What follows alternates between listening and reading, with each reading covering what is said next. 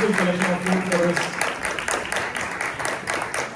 And it's not easy business to sort of like crowdsource all of that stuff and package it neatly and provide it to us so that we can continue to immerse ourselves in Deekshithar's art of the night. Let me take a quick moment to talk about this next session, where we have a very interesting expert panel. And I'm very personally excited about this, quite simply because the top of the topics in store for us today, and how much it is appealing to both the trained carnatic fraternity who are present here today and also the novices like me. Quite simply put, this panel is going to guide us on the topic of how to enjoy certain key facets of Shri Deekshithar's Kritis. Now, of course, I have to introduce you to the moderator of this wonderful panel, and somebody who doesn't need any introduction at all. Venki Ramanathan Anna, as you all probably know, is a very familiar face in the Seattle carnatic fraternity. He also happens to be a percussionist in training. So we're all keeping our fingers crossed that Anna will blow through the roof one day, right on this very stage. Anna also happens to be our Asthana Samaveda Vidwan of Seattle and my personal guru. And unverified, Anna could possibly be the custodian of a very large digital library of some very rare performances of yesteryear Vidwans and Vidushis. You probably have to ask him about that after this discussion. So, without much further ado, I will let Anna introduce the panel, and the floor is yours, Anna. Thank you. Thank you, Venkat. Namaskaram, everyone. Hope you are all well fed. I'm looking forward to the second round after the panel is over. Namaskaram again, and this morning you all listened to Ganesh Ram speak about Muthuswami Deekshithar. He set a very nice context for our panel discussion today because he basically touched upon all the things we're going to talk about today. So this is sort of a follow-up, a double click to what we talked about this morning. So you all know Deekshithar has many facets. We know him as a musician here. That's what we are celebrating. His proficiency in Sanskrit, him as a Advaiti, Sri Vidya Upasaka, a Mantrika, Tantrika, there's so many aspects to Deekshithar.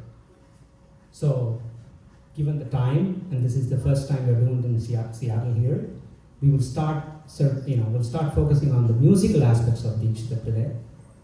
And even that musical aspect is very broad and deep. As you listened to Ganesh Ram this morning, there's so many things we can talk about. So for that, given that 1 hour time we have here, we will just basically scratch the surface of what Deekshithar brought to us over the past 250 years. We've been celebrating his Kritis. I'll also, just before going to what we talk about today, I'll probably introduce the panelists and talk about the facets of Deekshithar music we will be celebrating as a panel here. So we have 4 great panelists today, and again, most of them you may not need any introductions. First, I'll introduce Mr. Balaji Santhanam. Again, he doesn't know any introduction here. He's been, he's a musicologist. Most of you may know him already. So he will be talking about Deekshithar Krithi from a composition perspective, how to look at Deekshithar composition and how to enjoy it, right? How to really enjoy Deekshithar composition. And then we have our Asthana percussion guru, Sri Jagadeeswaran here. And he will be talking about what's so different about Deekshithar Kritis and how to approach those Kritis from a percussionist perspective. And we have Sri Ganesh and Vignesh here, and they will talk about, so we've been really talking about carnatic and Muthuswami Deekshithar, and they will talk about how did they look at Deekshithar Kritis from a contemporary rock perspective, and how did they took some of Deekshithar Kritis to their own bands. So that's the topic of panel today. Hope you all I will hand over to Balaji. Before we kickstart, the one thing that I want to talk about is, I think this morning Srimati Dharani and Srimati Ramya performed Srinatha Di Guruho.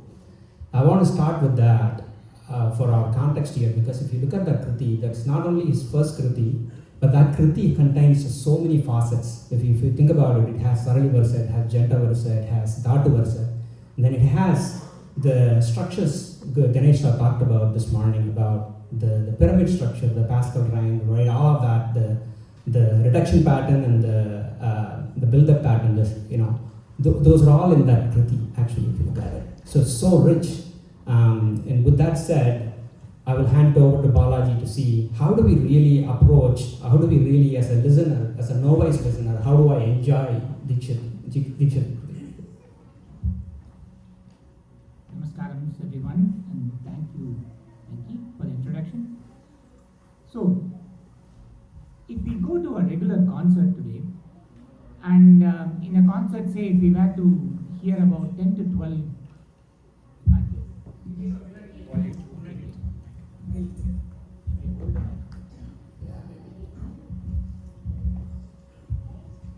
Can you hear me better now?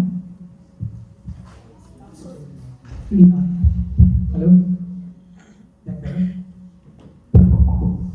Okay. Namaskaram to everyone. Can you all hear me? Yes. Okay, great. So if you go to a concert today, a carnatic concert, say there are about 10 to 12 compositions that we hear. Out of which normally there are about 5 compositions of Jagaraja, and at the most maybe 1 composition of Deekshithar. Very rarely we hear 2 compositions if one of them happens to be Vatavina. Right? So why is that? And now it's not even that, for example, all types of compositions of Jagaraja that we hear, often frequently in a concert. Okay? Now there are several aspects to Deekshithar Krithis that require even a lectum, for us to be able to appreciate it. One of them is the melodic aspect, the way Deekshithar used melody in his Krithis. So just as a contrast, I'm going to play a Tyagaraja Krithi, and I want you to look at how the Pallavi line goes. In terms of number 1, its repeatability and rememberability. Okay? So let me play the first line of a Tyagaraja composition.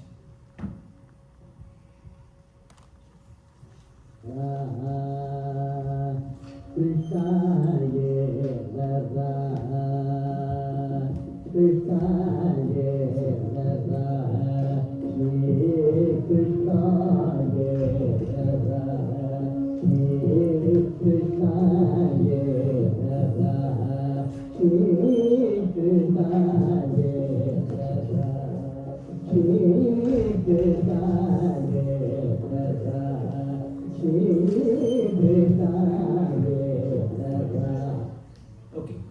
Now you can see how this line beautifully lends itself to Sangatis. So whether we understand, for example, what Yelara means or not, one can connect with the emotive appeal that is there in that line, and how in different ways he sings Yelara, Krishna, Yelara. We can see how that translates to different types of emotions, right? And it's also very easy to remember. Like the word, for example, the melody he sings for just Yelara alone. It's very easy to take back from the concept, right? Now let me play another composition again of Jagadaeswaran. In this case, it doesn't sound like a question or a complaint. It's more like a statement. Let's see how that sounds.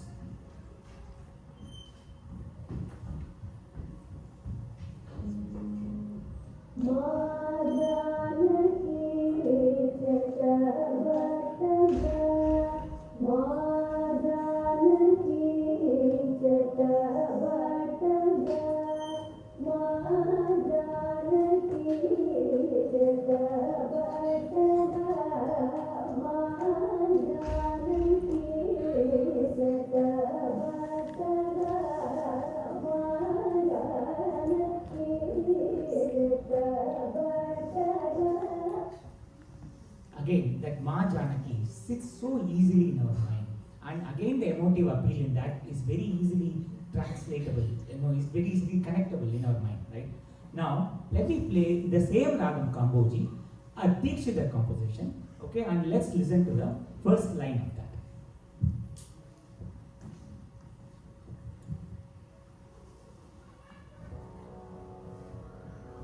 So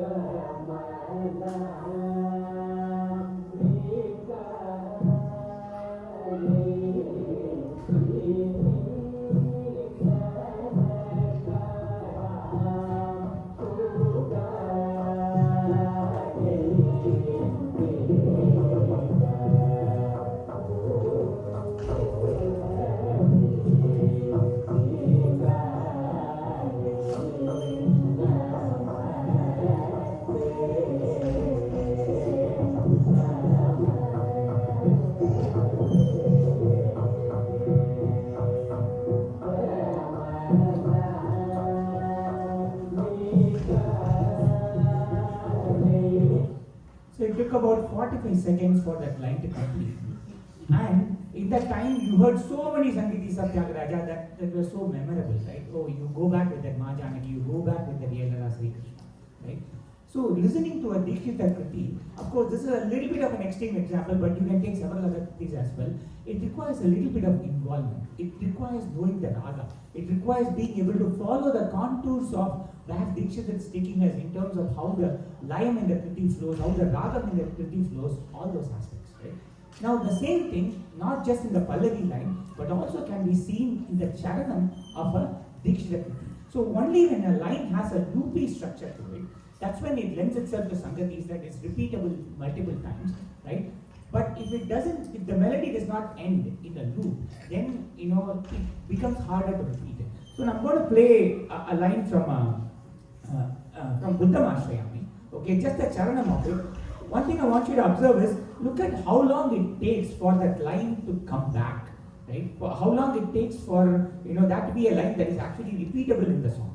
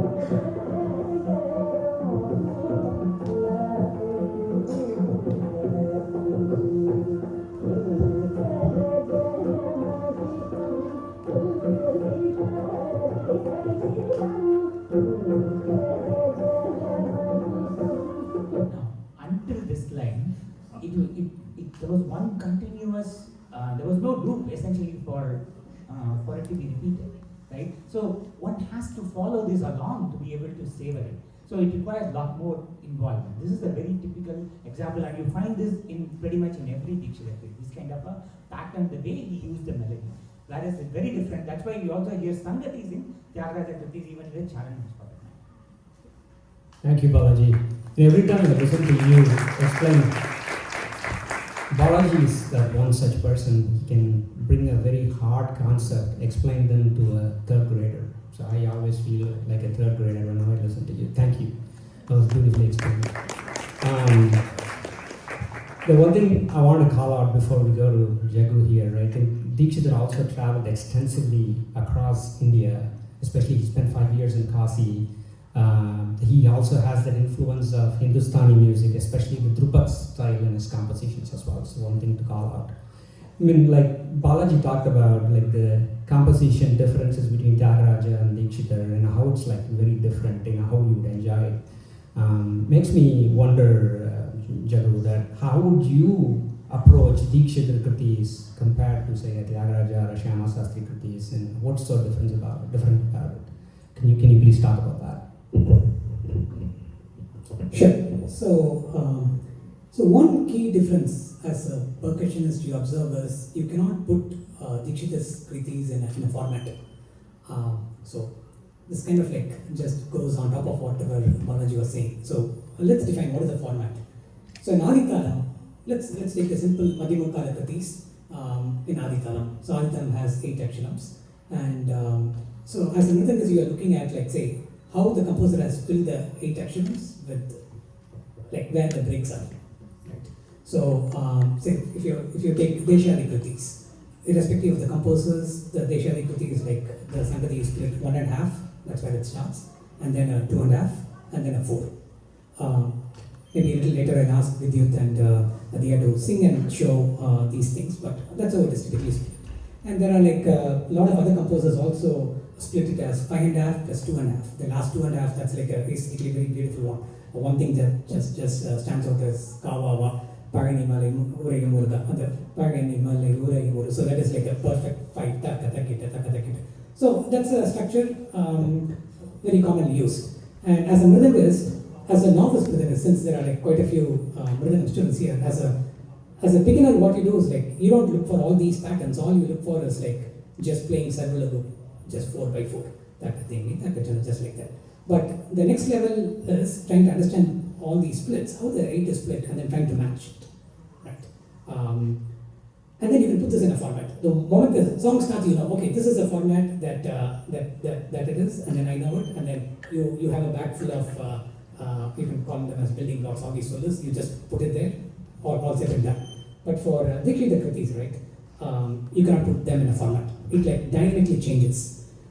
Just from what I was listening this morning, right? Let's take with the very first song, Natati Guru. If you look at the very first line, it is split 6.5 plus 1.5. So Shri Natati Guru, the last Jayati. So Takita. And then the prior to that was 6.5, you just play some lagu, and then last Takita. And then if you think, okay, that's where the composer is going, you'll be tricked. Because the very next line, it's not Takita, it's Takita. So that's the line Santhanam Shudhini Bhaja. That is Takita, that's how it goes. So these are some of the things that you should watch out for, and makes it challenging. There is like a kind of mystery, and above all interesting to accompany and to listen as well. So as a seasoned Rasika, if you pay attention to all of these things, that's when you appreciate the beauty in Deekshithar Kritis. And maybe I'll ask Vignesh to sing like a couple of lines of Kamala Manohari Krithi, where you can see the Pallavi and Anupallavi. You cannot put a format, so it'll just all over the, I shouldn't say all over the place, but you cannot put a format. It's like that mystery remains. Okay. Could you also demystify when you said the Madhyama Kala Krithi?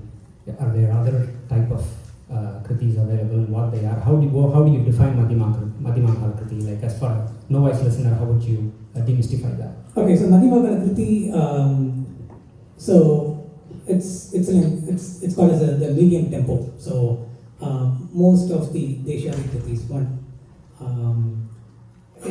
it's what you go to a concert, probably 50 to 60% of the Kritis you listen to are Madhyama Kala Kritis, and then you have like slower tempo Kritis. That's where most of Deekshithar Kritis would fit in. But whatever I'm saying here, right, even for Deekshithar's Madhyama Kala Kritis, you cannot put it in a format. So that's a message I want to convey. So maybe we can just listen to this for like 30 seconds, and then we can go over to Balaji for the next.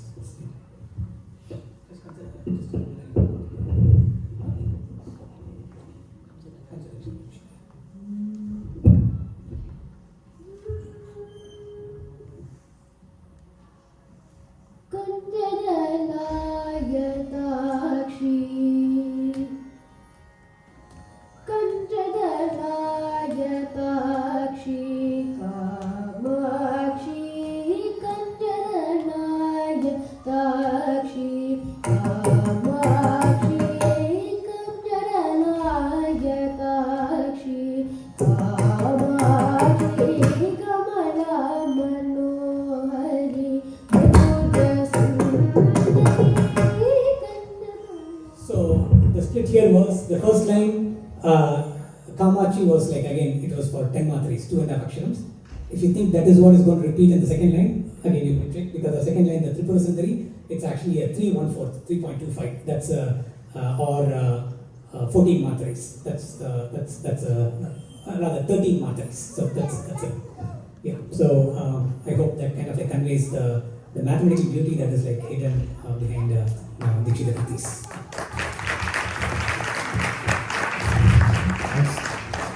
Thank you, Jagadesh. And that brings up another question for me as a novice, I'm trying to learn percussion.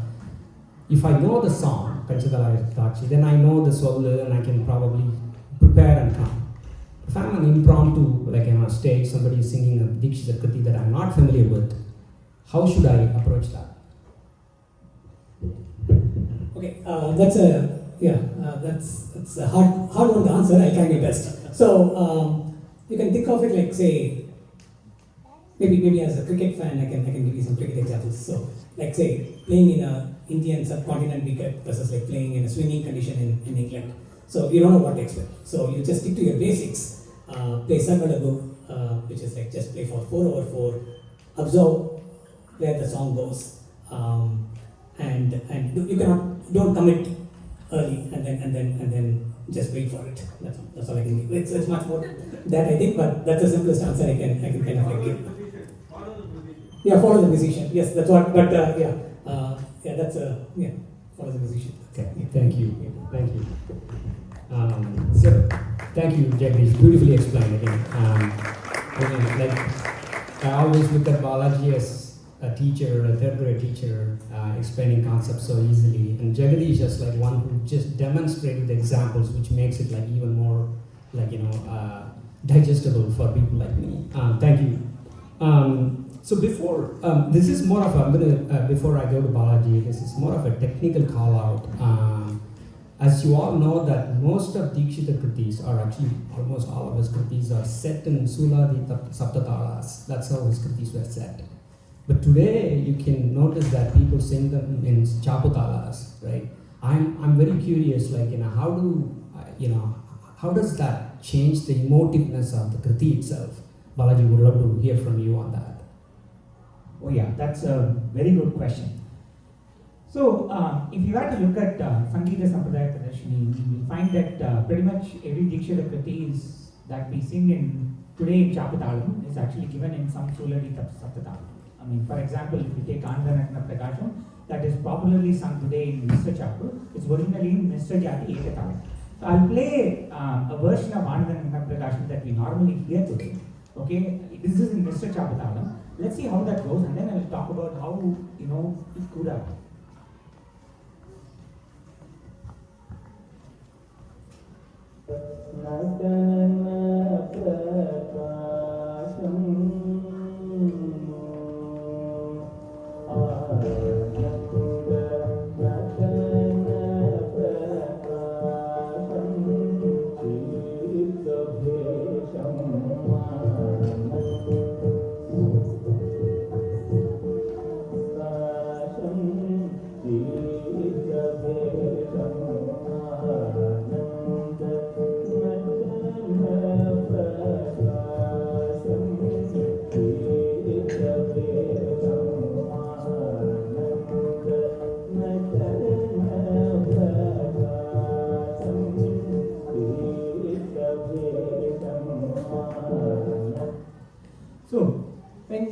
Mr. Chapatalam. So what happens is, number one, when something goes from a Mr. Jati Ekatalam to Mr. Chapu, so Mr. Chapu would go like tak-kita, tak-dini, tak-kita, tak-dini. So naturally, first thing that happens is there are pulses that get added. So when you were to put Mr. Jati Ekatalam, you have only one pulse right at the beginning, like 1, 2, 3, 4, 5, 6, 7. You will have one pulse at the beginning, and then there's nothing else after the next cycle, right? Whereas in Mr. Chapu, you go like takita, taka, dini, taki. So nan, da, nata, na, tra, ka, sham. So you hear all these pulses that are there, right? Kind of get added.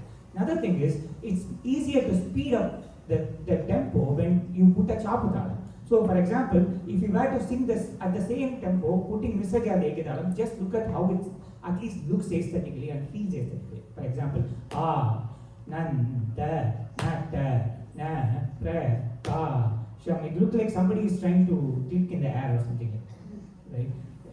Like you water Malay, right? So it's aesthetically not good, and it's not even possible, right? So when something goes to Mr. Chapatalam, number one, it's easy to speed up the tempo. And of course, you can even find faster versions that goes like nanda, nata, na. It's easy to speed up like that. Right? Another thing is the pulses that get added in there. Now I'm going to play a slightly older version of this, sung by musicians Sri B.V. Raman, B.V. Lakshmanan. I don't know whether they put Mr. Chabutalam for this or not, but you can see the pulses that are there in the song are different. Even if they had put Mr. Chabutalam, the transition had not happened completely. So this is a version of Anand and Natna Prakasham, slightly older than this.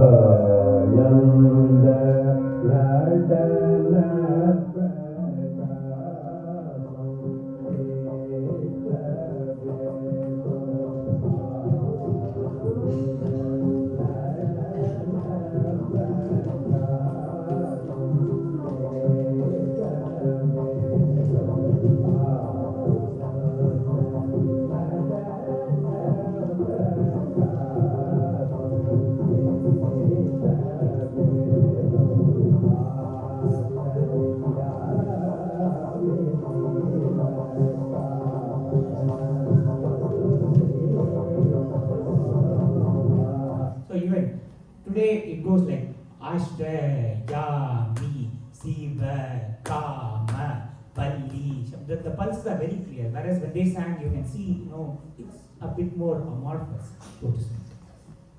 Again, this also reflects, so even when a song goes from a Suladi Saptatalam to a Chaputalam, I mean, not every pulse gets translated, and as Jagu was explaining, it does translate into the way you need accompany. You cannot accompany it for like how you would do in a regular chapata. Thank you, Balaji. That helps. I always used to wonder what's the big difference between they both are like in multiples of 3.5 or 7, right? What's the big deal? But you beautifully explained with the pulses example here. You also heard two different versions of Anand and Natana Prakasham today. I'll leave it to the audience which one you like the best. I don't want to get into that, whether it's right or wrong, but that does brings me another question where if Deekshithar set these compositions in Suladi Saptatalas and we started playing them in Chapu today, how would you approach that today, Jagadish? As a percussionist, do you still follow the Suladi Saptatala formula to accompany these songs, or do you play Chaputala for these?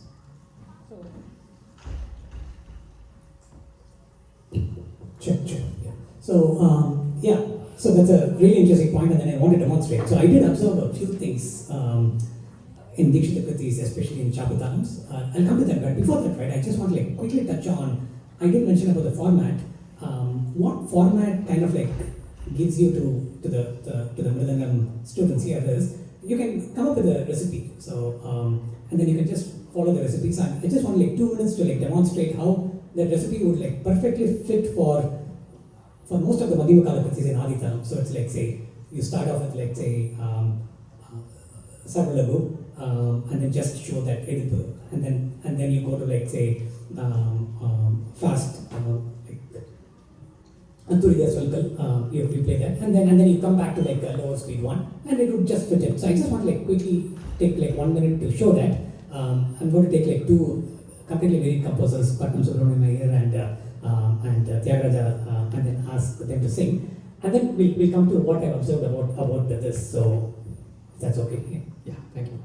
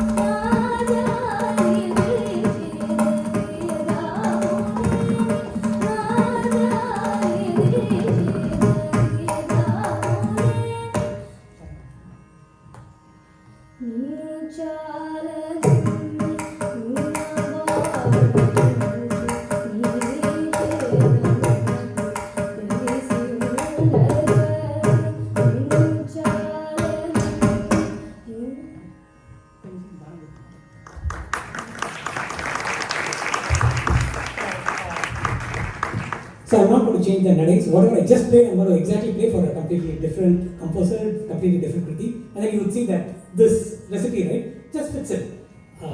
Yeah.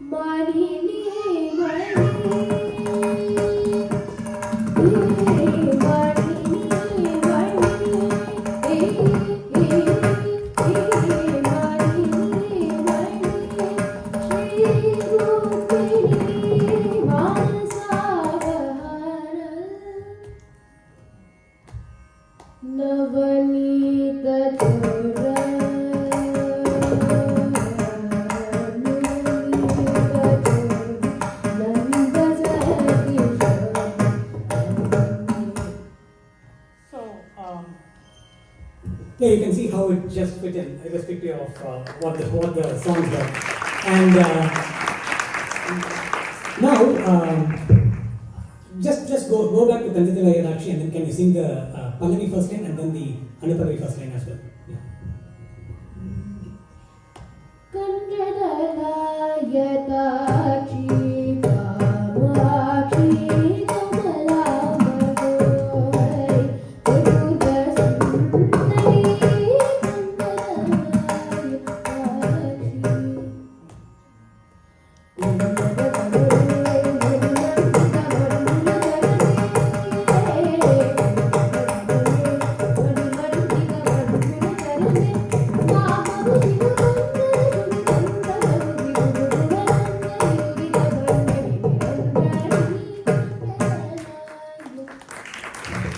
So, unless you know the Krithi, right, there is no way you could have accomplished that. And whatever format you had before, that recipe would all just fail here in Deekshithar Krithis. That's the point I wanted to drive before going into the Chapatalams and any other non-Haritaram Krithis, right? One thing I've observed, so there is an inherent beat of 4, irrespective even if it's a Chapatalam, right? So, if you're going to like sing Mr. Chapa, if you take like say Pakkala Nilabari, it will go like in cycles of 4 7s. And then Pakkala Nilabadi will start again. Same, let's say, if you take Rupakatalam, Deva Deva Kalyamadi, if you take it, it will go like sets of 4. The sets of 4 is like something natural to humans, I think.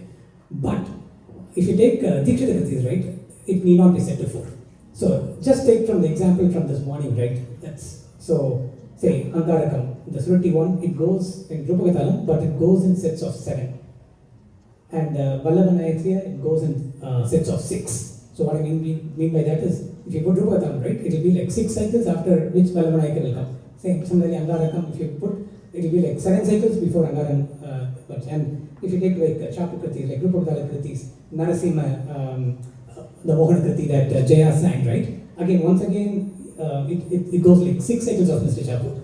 And Bajari Chinta and Kalyani also goes in 6. So, I don't know the history. I think a musicologist should tell me why that is the case, but for most of the other composers, even though they are composing in Chapatalam, right, you can fairly assume that, okay, it's going to be in sets of 4, and as a Mridangist, you can like wait for the 4th one, and then you can keep a solo and then put a full stop there. But you cannot do that for Deekshithar Krithis. That's the point I want to take.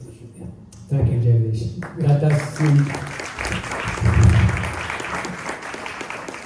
That does require a lot of, like Balaji was saying initially, you need to be very attentive to what the song is, even not just for a listener, but also a percussionist. Even more, you have to be very attentive and, if you want to really play along for that song. Thank you for explaining that. As you all noticed that we probably spent the last 30 minutes like trenching deep into the carnatic aspects of Deekshithar Krithis.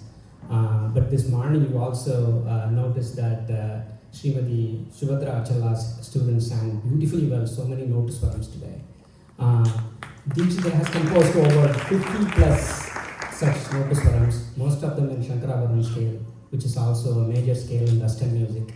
So that brings up a good, like a pivotal point for us to how did Deekshithar Krithis, even they continue to be relevant today, and how is that being adopted into a progressive rock band So when I was looking into it, AGAM band took Sri Rangapura Vihara song and beautifully presented that in a rock format.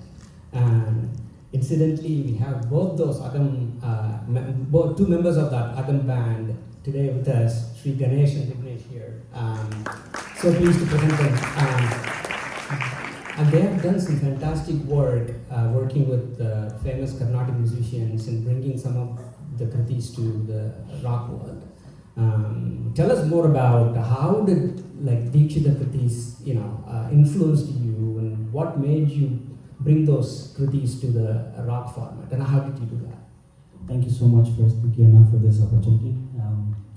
I'm going to answer that with a little bit of a story of how this actually worked out, right? Let me just start this now.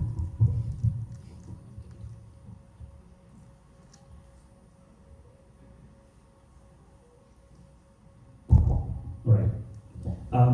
So, what a discussion. I think it's very enlightening for me, at least as a musician, hearing the breakdown here in terms of how the melodic and the rhythmic brilliance of Deekshithar's Krithi.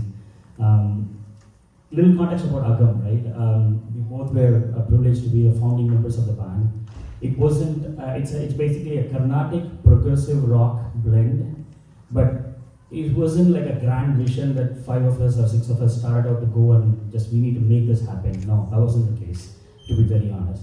It is a bunch of musicians trying to experiment, trying to make noise, and sometimes that noise surprises us in very different ways.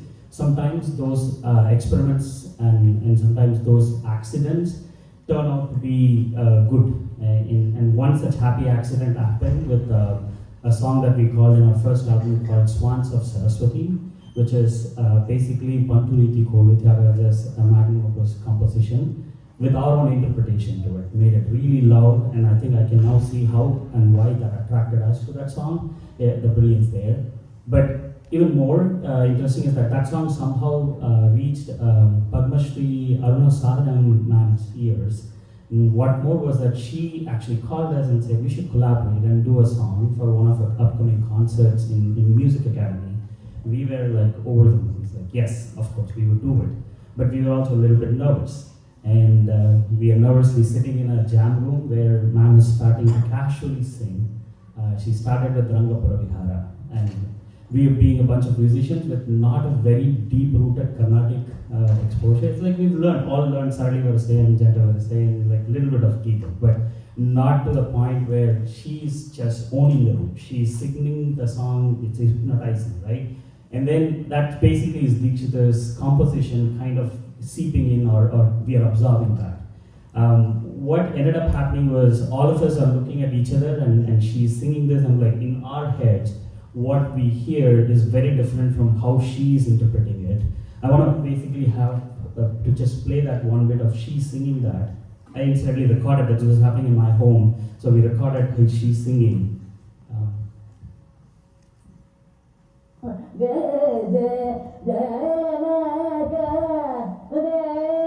is the channel.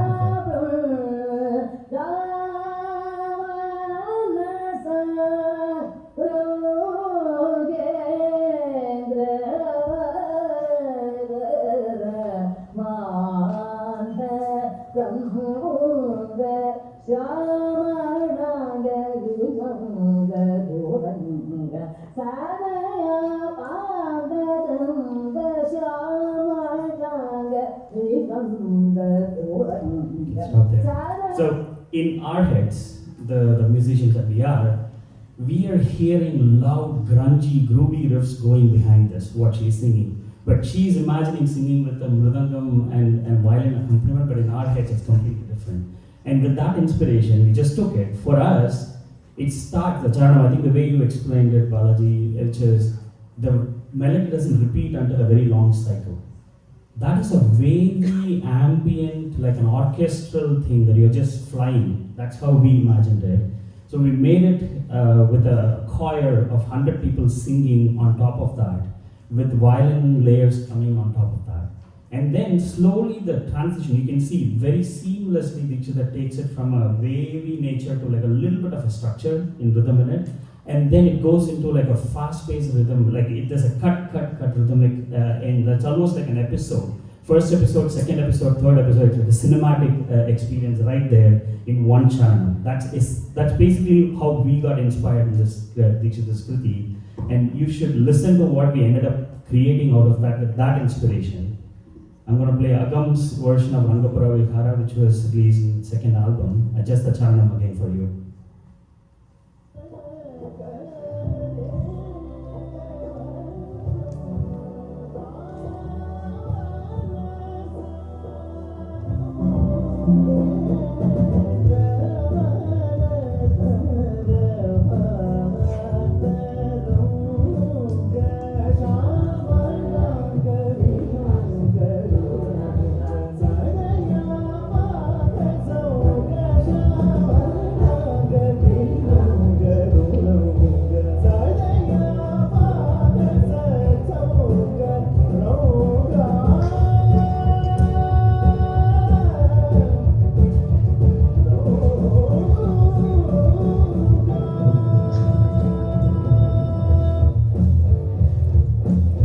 Basically taking Deekshithar's Krithi, like it's so fascinating, right? There's so many dynamics in there.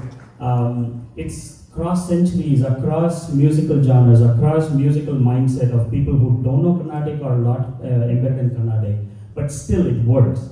His compositions not just withstand such reinterpretation, but it invites it also. In some ways, it's like this man had a guitar, a distortion guitar and a pedal. That's how it looks like. He probably didn't have the instrument in the 18th century.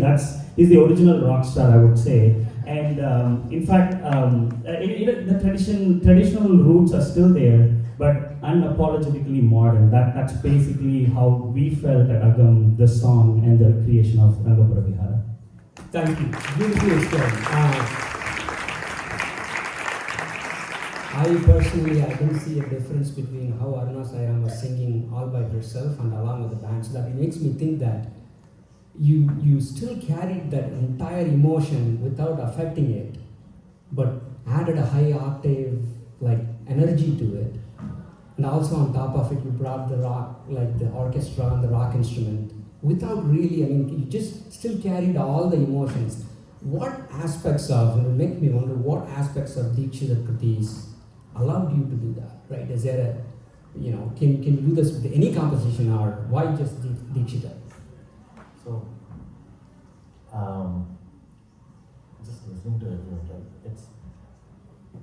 It's the Krithis of Deekshithar are very unique in the sense that, like the formless nature that we spoke about, we have to follow the song. There is no recipe here. Like when we did Banduriti Kolu, there is that Sarvadivatu element where we could play along a regular 4/4 on drums and guitar riffs and whatnot. But for Deekshithar Krithis, that form was not there. The percussive element was very, very non-repeating. So we had to get our inspiration from other places to make it bridge the gap between the two worlds. So for Rangapura Vihara, for example, when we look at rock songs, they all have generally high pitch, male style. That's where they sing. So that's their shortcut to bring the emotion, the raw emotion out of it. Maybe I can play a couple of songs, hopefully famous songs. We will rock you when first of all.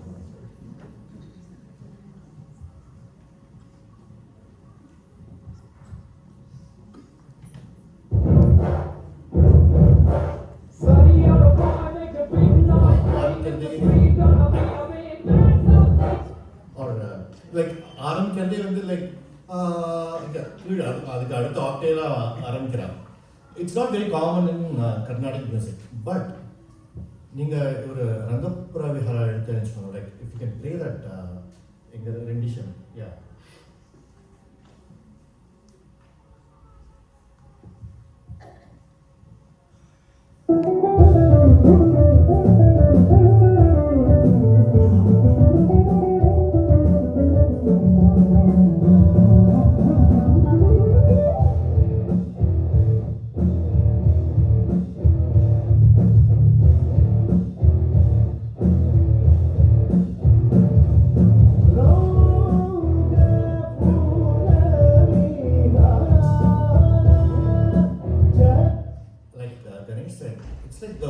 apogee of rock. Like, and the instrumentation it has that quality of under a high octave to bring that emotion, the bhakti, the adoration, everything, which really made it very easy for us. Oh wow, natural of it, it's fitting. The other, and I want to take another example where we collaborated with Ranjini Gayatri ma'ams, and we did Subramanian Shikha. We can just play our partner.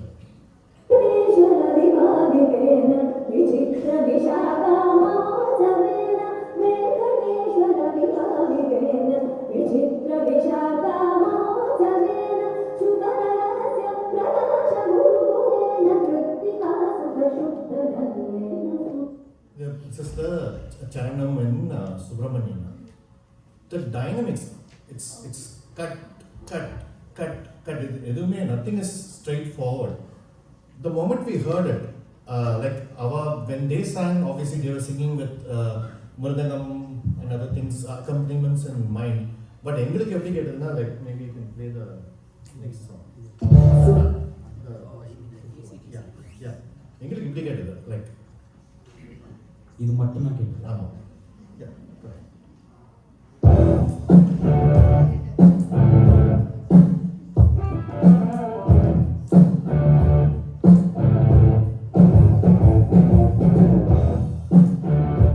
So it became like the chemistry lab where you take two chemicals and mix, and then there is purple color. Yeah, and the like we heard this here like. Wait, this can't be, obviously obviously not fitting into this, but we heard something very different, and when we maybe play the ending.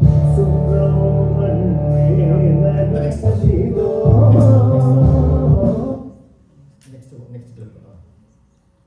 Yeah.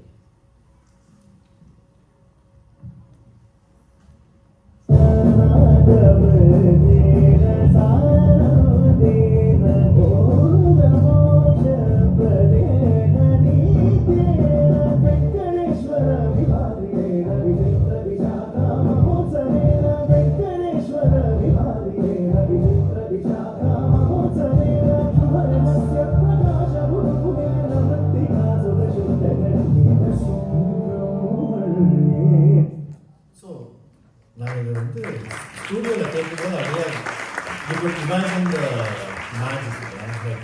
And this has very little to do with the actual, the individual pieces. It's how it was composed and how he had envisioned it. When we have the means to add all these elements. When it comes together, it feels like this is how it should have been. Like Ganesh said, our guitar or drums, he would have introduced those instruments also to us, like how he introduced some of the other instruments. So that's how we saw this entire thing coming together. Thank you, Ganesh and Vignesh. It's so fascinating for us to hear an outside look into Deekshithar. So I know we're almost at time. Just one last thing, I think Ganesh. So my mind is going back again and again to what Ganesh spoke about Deekshithar this morning. I mean, there is nothing we can add on to it. So he also talked about, he used this word Vainika Gayaka in one of his kritis, and we just wanted to end this panel discussion with how does that Vainika aspect of Deekshithar impact his kritis. Let's just quickly hear from Balaji, and he's also going to play a clip, and then we will wrap the panel discussion with that today. Thank you, Vicky. To summarize, when we are listening to Deekshithar kritis or a concert for that matter, are we able to appreciate the raga? Are we able to identify the raga and be able to connect with it? Are we able to appreciate it? Can we connect with the Laya that is there in every song? Can we connect even with the Laya that is there even in an alapana? And are we listening to music to just be entertained and titillated, like the second speed Kalpanaswarams and all that? Or are we listening to music to go deep inside ourselves, to have that deeper art experience, that deeper spiritual experience? going to play a piece of music that is an embodiment of not only Deekshithar's, the music that he experienced in Deekshithar Kritis, but also the real experience that we all can expect from Carnatic music that fills us.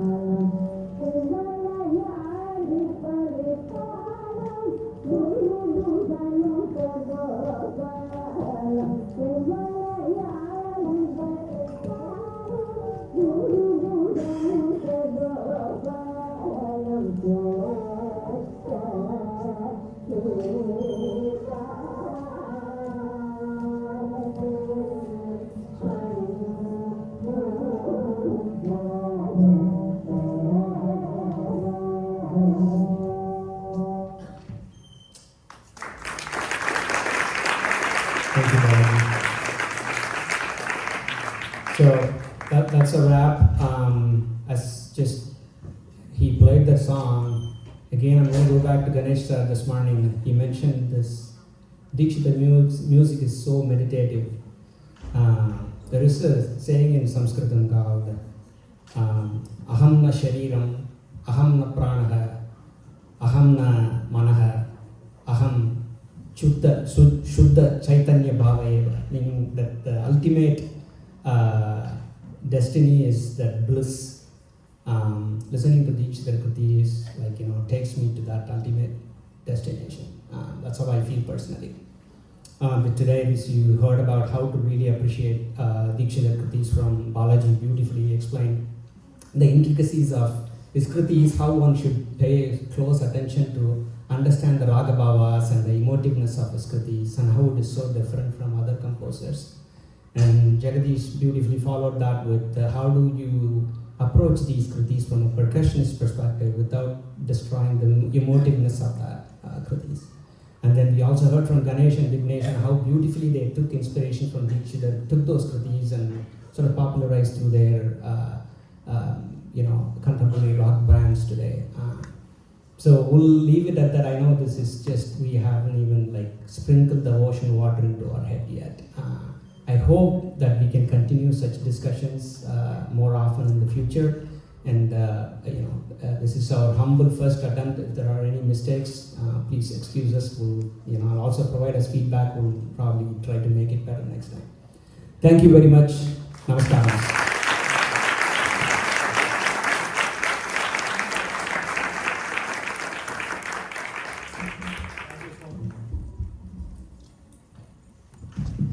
Thank you so much for that, our esteemed panelists. I saw a lot of emotions in the audience for this particular session. There were people who were completely immersed in this entire experience, having their eyes closed.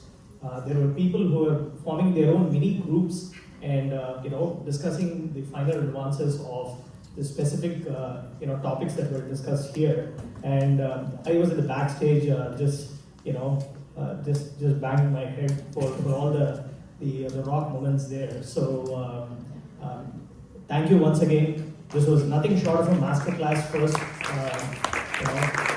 starting it off in the afternoon. And I'm pretty sure, like Anna mentioned, this is just a sample of their deep knowledge in Deekshithar's Krithis. So I encourage everybody to sort of reach out to each and every one of these panelists and have your doubts cleared. Speaking of feedback, I believe we put out a QR code just outside of this conference room. So we would love to hear back from all of you on how this conference has been going so far, so that, like Anna mentioned, this is just a humble beginning. We would love to do more such conferences in the future, and it completely depends on the support of all of you and your family and your friends. So we would love to continue doing this. So your feedback is much appreciated. Let us thank these panelists one more time. We'll go on to our next session very soon.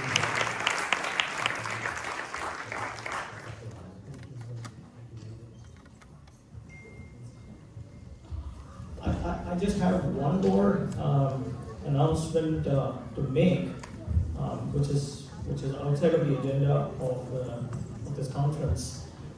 Ganesh Sir's school, the Temple of Music, is conducting a carnatic choir, which is an Indian music festival in itself, on the 1st of June of 2025, and they are under the tutelage of Gurus Shri Soumya Sridhar, Srimati Soumya Sridhar and Srimati Dharani Kalyana Raman. They're putting together this choir, and they're looking for anybody who's interested to be a part of this choir.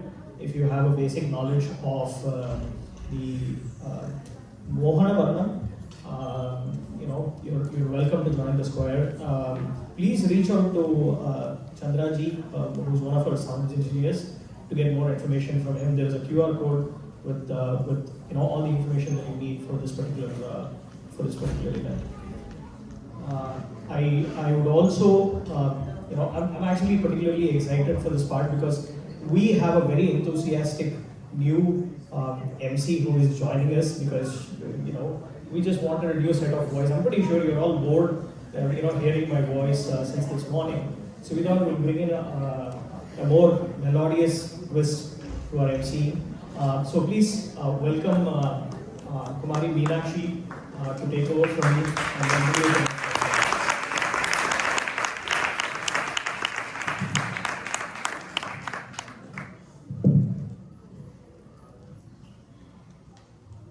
we now have in our docket another thematic series of exemplary Deekshithar Kritis performed by our local talent. This next couple of Kritis is performed by Vidwan Sri Balakumar Vasudevan in the theme of rare and multiple deities. Partnering with him is Chiranjeevi Advait Krishnan on Mridangam. In the first Kriti, Pavanatmaja Agacha, in the Raga Chalanata, Deekshithar turns her attention to Pavanaputra Sri Hanuman. The lyrics are set in 8th Sambodhana Pratama Vibhakti. Subsequently, the Vidwan will traverse into the next Kriti, Ramachandrasya Dasoham, where Deekshithar emphatically declares his complete and unwavering Sharanagati to Sri Ramachandra Murti while describing some interesting qualities of Kshatriya Dharma, which Lord Rama uploads in his Avatara. The Kriti is set in the 59 Melakarta Raga of Dharmavati, while the lyrics are set in 6th or Shashta Vibhakti. With that, enjoy the performance.